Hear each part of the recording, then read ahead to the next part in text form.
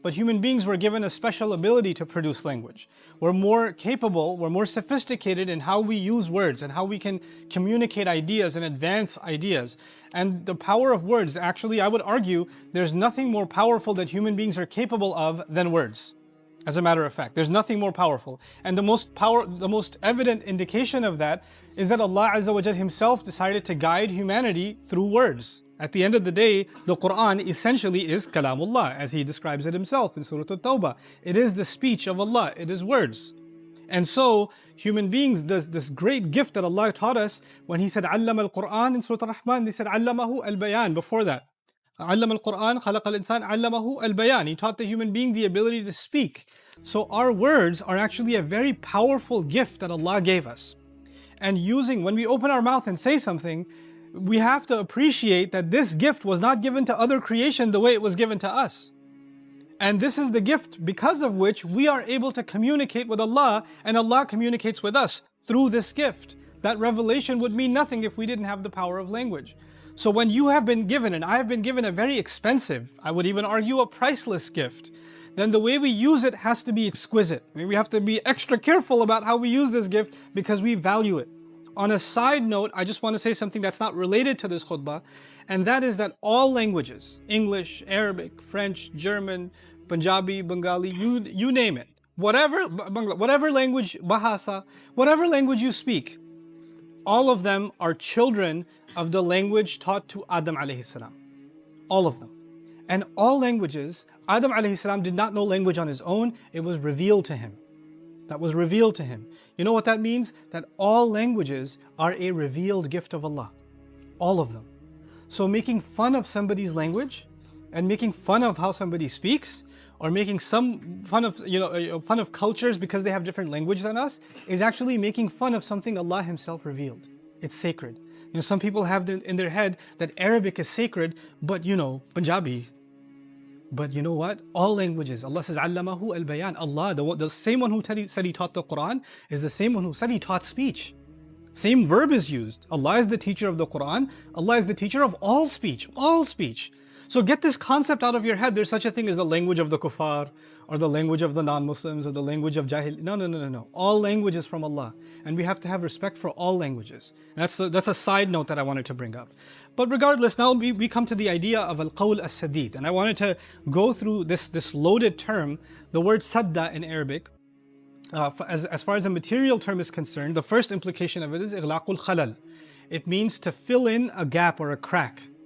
When something like, old walls, back in the day, now we have sheetrock, so in America at least, it doesn't show as much, but when you have stone walls or concrete walls over time, there's some holes, and you have to fill them and patch them up. That patch is actually a sad in Arabic, or sadad in Arabic, to fill up a gap.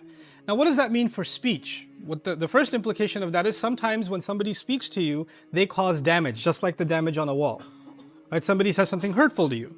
Somebody says something ignorant. Sometimes people say something ignorant about you, or they say something ignorant about what they don't know, or they speak as though they know, but they don't really know. And some of the most interesting is when people speak on behalf of Allah's deen and say, you know what, that's haram. Where did you learn that's haram?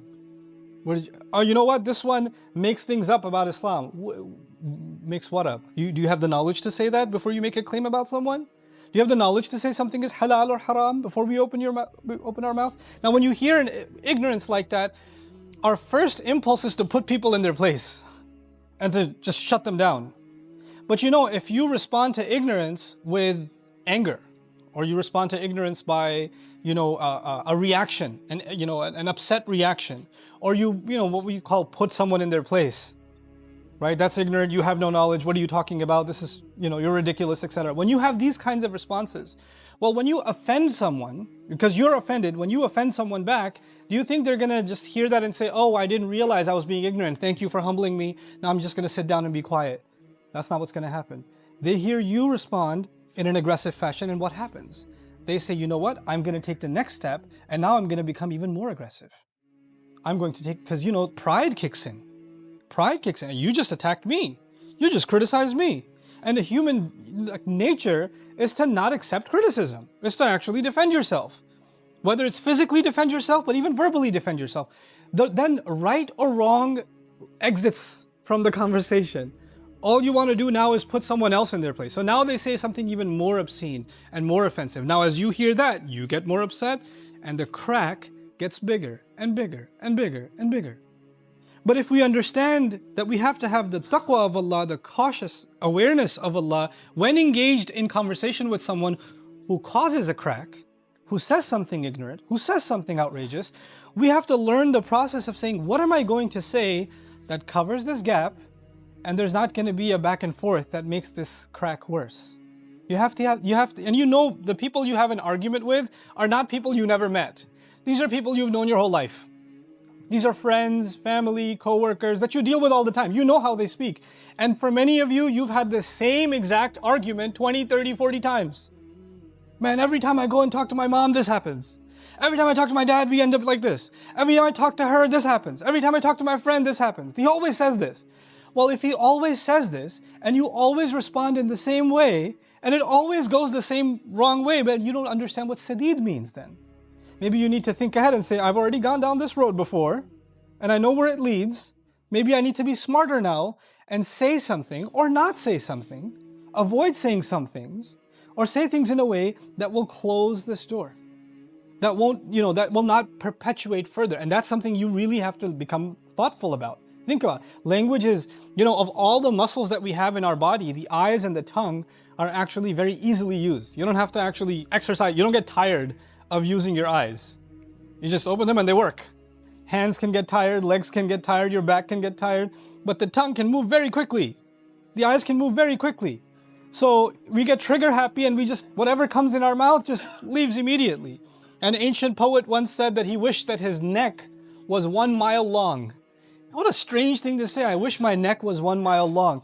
And he was asked, why do you say that? And he said, well, because my gut tells me I should say something. And when those thoughts travel from my gut through my neck, maybe I should have time to think, no, put it back down. That shouldn't come out of my mouth.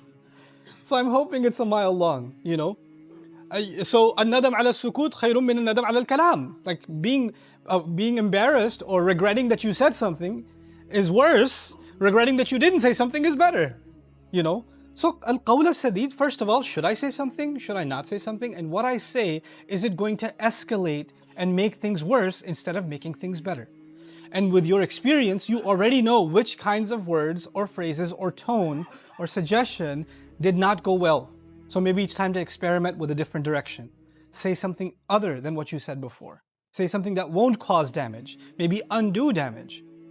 I'll give you an example. There was one time, a long time ago, there was an elder that I looked up to in a masjid that I shall not name because he'll know, he's watching. So I used to look up to him, very, very nice fellow. And everybody who met him in the masjid was just gets soft around him. He's just got this very loving personality. And one time we're in the masjid and two of the elders in the masjid had a fight with each other. Arguing, yelling, screaming at the top of their lungs after Maghrib prayer. And the elder that I respect and love, he's also witness to this conversation. And usually what he used to say is, he would come in, he would say, Salam, how are you? How's your family? For every person he met, he would be discourteous. And I was one of the regular musallin at that masjid, and I noticed that after that, he would still say salam to me the same way, but those two other fellows, he would come and just say salam to them, but not more conversation than that. He wouldn't have longer conversation with them. And they felt it. And so one time we were leaving the masjid, and one of them said, you used to ask me how I'm doing, we used to talk, you don't talk to me like that anymore. And he said, well, I saw you lose your temper, and I felt that, if I don't want to be a reason that one day you lose your temper towards me, and then that sin is on you in the house of Allah.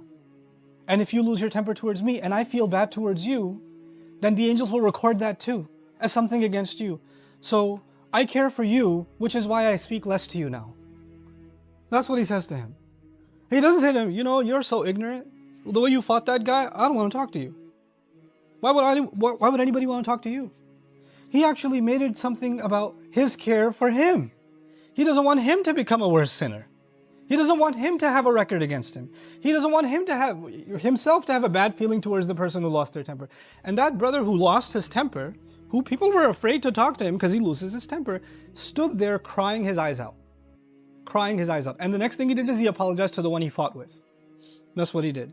All of that because of just al-qawl as-sadid, just knowing, having the wisdom of what to say and how to say it, how to engage. This is a very powerful, very difficult quality because once again, we are programmed, whatever comes in your head just comes out. Just immediately, impulse reaction, right? And this is actually one of the meanings of the word jahala. Aqal in Arabic is to tie up, and jahal is to let loose. Whatever comes goes. Okay? This is why وَإِذَا خَاطَبَهُمُ الْجَاهِلُونَ قَالُوا سَلَامًا in Surah Al-Furqan. When the ignorant address them, ignorant doesn't just mean ignorance, it also means impulsive. You had the impulse to say something and you just said it. Stop, think. You know, think. How am I going? Don't just throw grenades with your words. Don't just throw grenades. Have targeted, direct, impactful speech, exact words. And if you can't think of saying something, it's better to stay quiet.